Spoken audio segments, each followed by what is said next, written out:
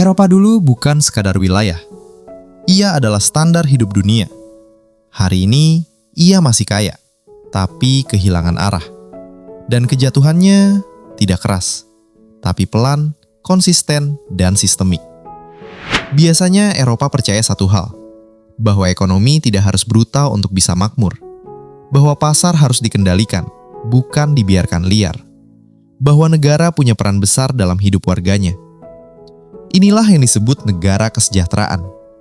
Pajak tinggi, tapi sekolah murah. Rumah sakit terjangkau, transportasi publik jalan. Di banyak negara Eropa, lahir miskin bukan vonis seumur hidup. Mobilitas sosial masih mungkin.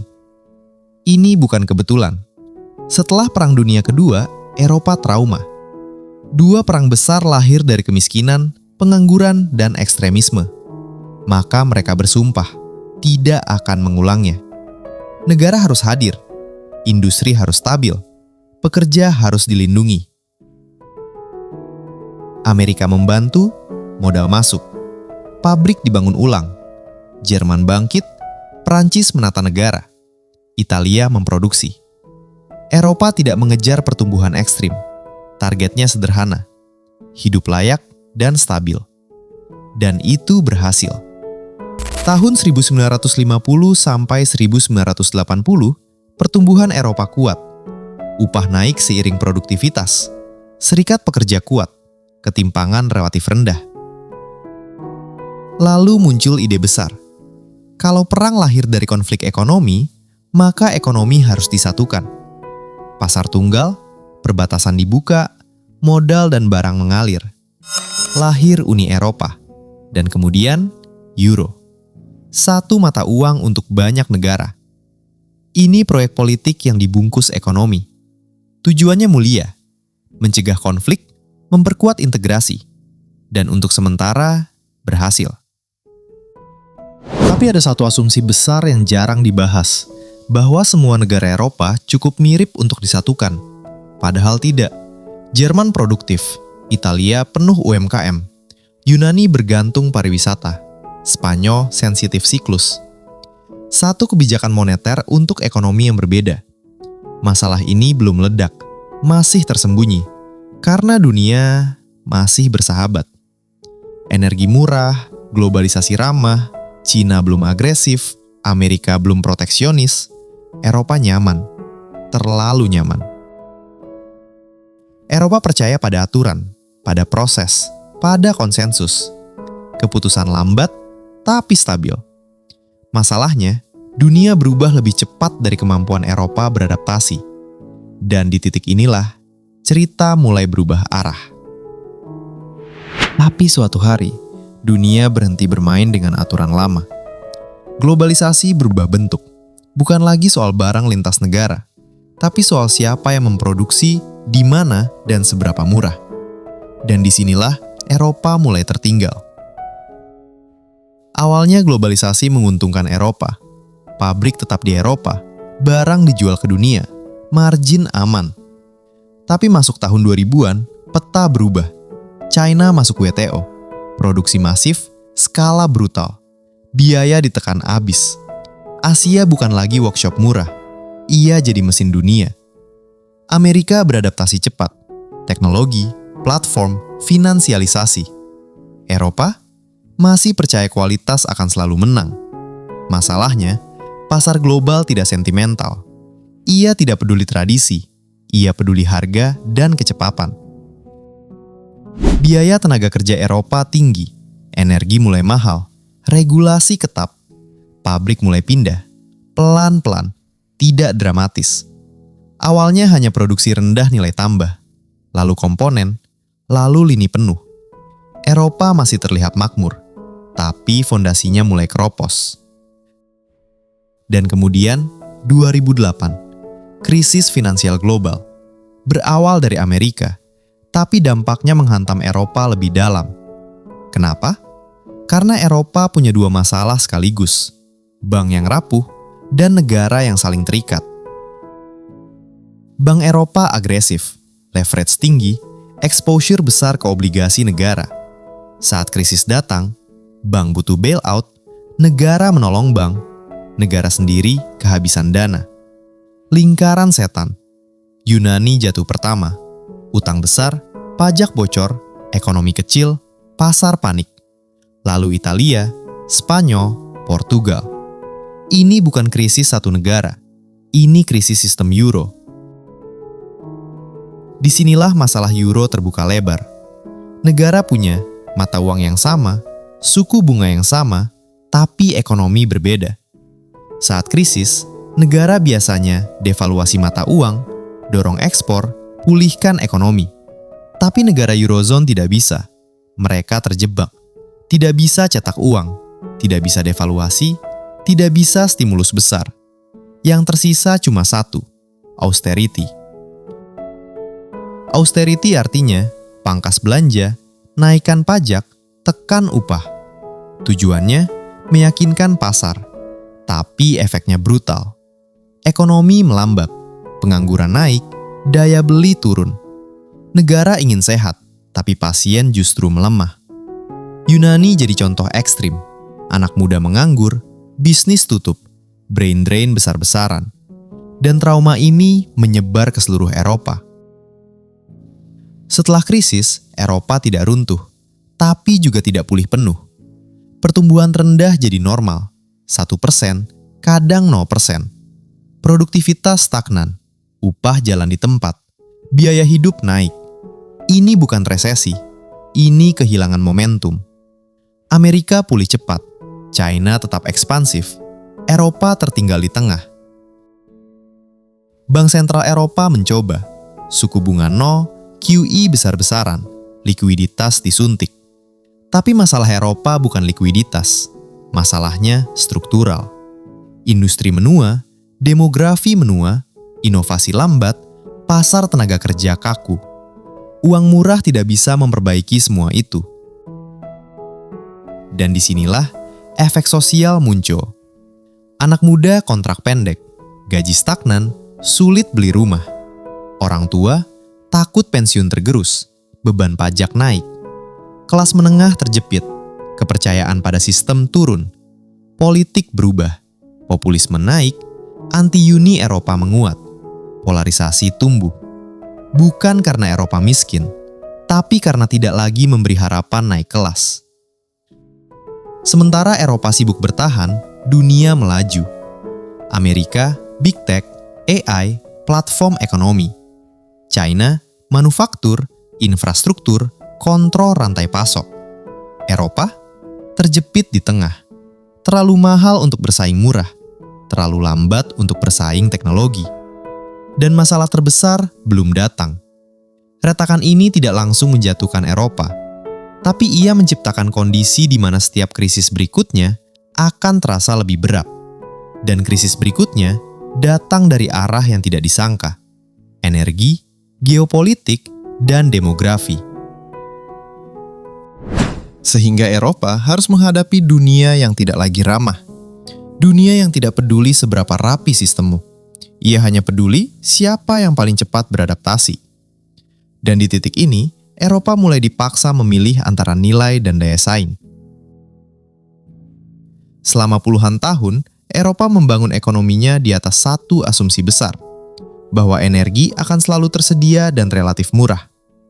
Gas dari Rusia, stabil, dekat, murah.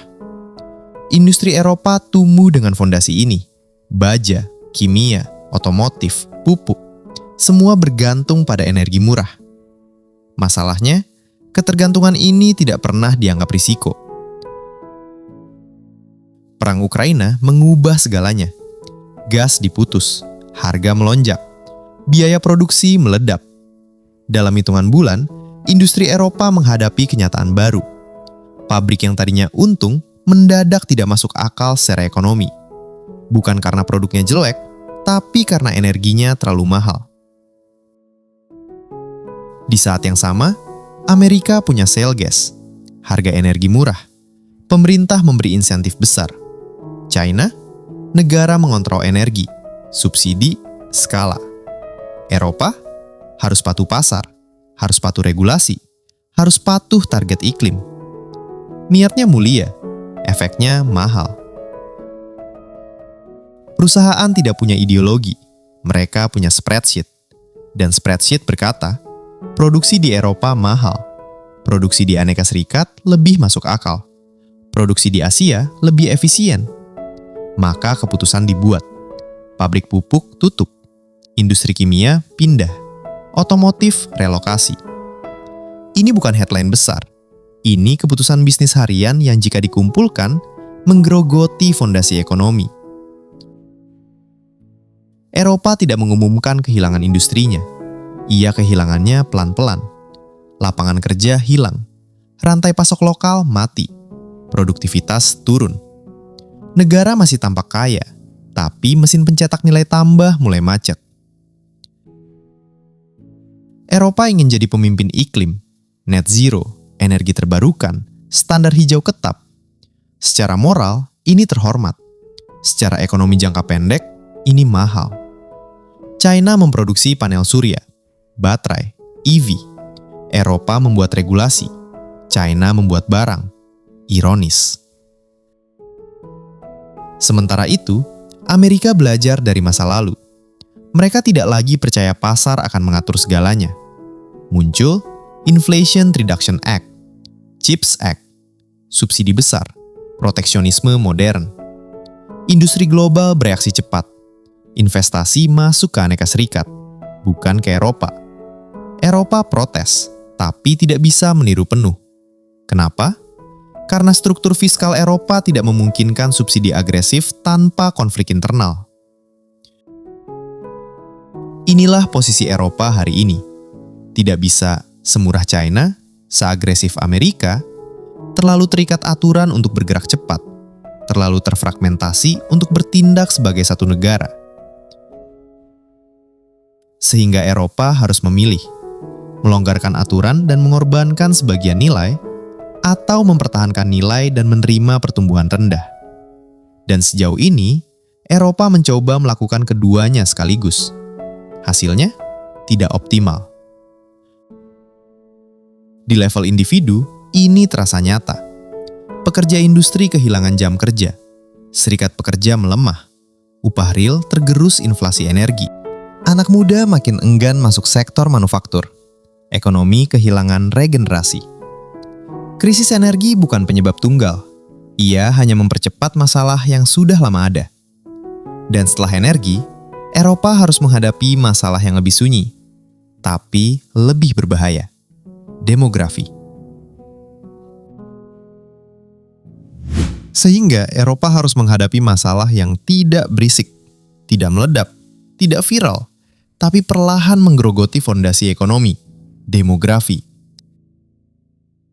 Eropa menua, lebih cepat dari hampir semua wilayah maju lain.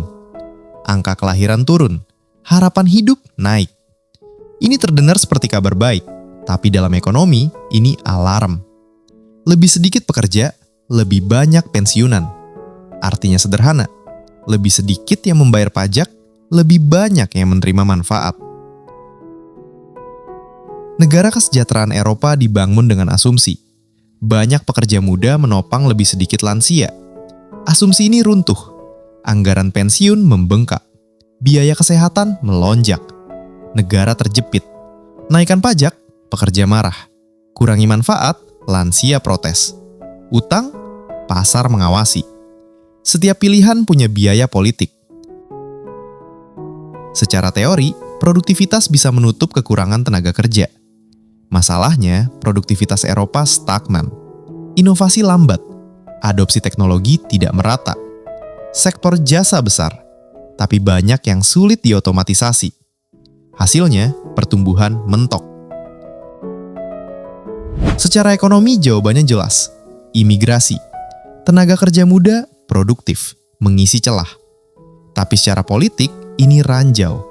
Integrasi sulit, kesenjangan budaya, tekanan sosial. Negara butuh imigran, pemilih menolak. Paradoks Eropa modern. Kota besar berubah, perumahan mahal, sekolah penuh, layanan publik tertekan. Narasi ekonomi bertabrakan dengan realitas sehari-hari. Dan di ruang inilah populisme tumbuh. Partai ekstrim naik bukan karena orang bodoh, tapi karena banyak orang merasa tidak dilindungi sistem. Upah stagnan, pajak tinggi, biaya hidup naik. Mereka tidak ingin revolusi, mereka ingin stabilitas lama kembali. Masalahnya, stabilitas lama tidak bisa diulang dengan dunia baru. Eropa mencintai aturan, privasi, lingkungan, tenaga kerja, semua penting. Tapi aturan punya harga. Startup kesulitan skala, inovasi lambat, biaya kepatuhan tinggi. Bukan karena ide buruk, tapi karena eksekusi berat. Bukan karena Eropa bodoh, tapi karena model Ventura lebih hati-hati. Regulasi ketat sejak awal, pasar terfragmentasi. Amerika, pasar tunggal besar, risiko ditoleransi. Cina, negara mendorong agresif. Eropa menjaga stabilitas lebih dari kecepatan. Akibatnya nilai tambah digital lari keluar. Universitas Eropa kuat, riset bagus, talenta ada. Tapi jembatan ke industri lemah. Banyak inovasi mati di laboratorium. Bukan karena tidak cerdas, tapi karena sistem tidak mendukung scaling cepat. Keputusan Eropa harus melewati banyak lapisan. Negara, uni, parlemen, pengadilan. Demokratis, tapi lambat. Dalam dunia yang bergerak cepat, kelambatan adalah biaya. Generasi muda Eropa, pendidikan tinggi, ekspektasi tinggi. Realitas, kerja kontrak, rumah mahal, pensiun tidak pasti. Mereka tidak miskin, tapi tidak optimis. Dan ekonomi tanpa optimisme kehilangan daya dorong. Energi membuat industri pergi. Demografi membuat ekonomi berat. Regulasi membuat inovasi lambat. Politik membuat perubahan sulit. Ini bukan kegagalan satu kebijakan. Ini jebakan sistemik. Dan sekarang Eropa harus hidup dengan konsekuensinya. Tinggal satu pertanyaan. Apakah Eropa bisa keluar dari jebakan ini tanpa menghancurkan model sosialnya sendiri? Dan karena itu, hari ini Eropa hidup dalam paradoks. Ia masih terlihat kaya, tapi merasa semakin rapuh. Ia masih stabil, tapi kehilangan momentum. Dan dampaknya paling terasa bukan di angka GDP, tapi di kehidupan sehari-hari. Kelas menengah Eropa adalah fondasi sistem. Mereka bekerja, membayar pajak, menjaga stabilitas sosial. Tapi sekarang, mereka terjepit dari dua arah. Dari atas, pajak tinggi, kontribusi sosial. Dari bawah, biaya hidup naik, energi, sewa, makanan. Upah tidak jatuh, tapi tidak mengejar. Ini bukan kemiskinan, ini kehilangan rasa aman. Inflasi Eropa bukan sekedar angka. Ia menggerus rutinitas. Liburan dipangkas, belanja lebih hati-hati, tabungan melambat. Hal-hal kecil, tapi jika berlangsung lama, psikologinya berubah. Orang tidak lagi berpikir naik kelas, mereka berpikir bertahan. Dan ekonomi yang hanya bertahan jarang inovatif. Generasi muda Eropa tumbuh dengan janji besar. Pendidikan bagus, kesehatan terjamin, hak sosial kuat. Tapi masuk dunia kerja, realitasnya berbeda. Kontrak sementara, gaji awal rendah, harga rumah tak terjangkau. Mereka bukan malas, mereka terjebak struktur. Dan ketika generasi muda tidak bisa membangun masa depan, ekonomi kehilangan mesin jangka panjangnya. Talenta Eropa tidak menghilang. Mereka pindah ke Amerika, ke Asia, ke pasar yang memberi ruang tumbuh. Bukan karena cinta uang, tapi karena sistem di rumah terlalu kaku. Ini bukan eksodus besar. Ini aliran kecil tapi konsisten. Dan itu berbahaya. Tekanan ekonomi selalu punya konsekuensi politik. Orang tidak memilih ekstrim karena ideologi. Mereka memilih karena frustasi. Janji sederhana lebih laku daripada solusi rumit.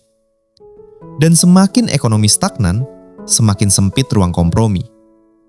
Ini membuat reformasi makin sulit dilakukan. penting untuk jujur.